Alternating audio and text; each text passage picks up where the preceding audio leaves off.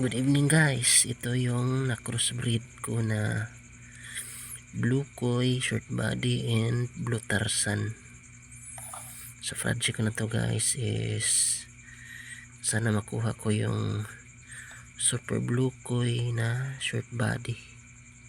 Ganito, parang navy blue or solid na pagka blue yung kanyang pattern sa ulo. Sana may lumabas na Blue Koi na super blue yung kanyang pattern and short body.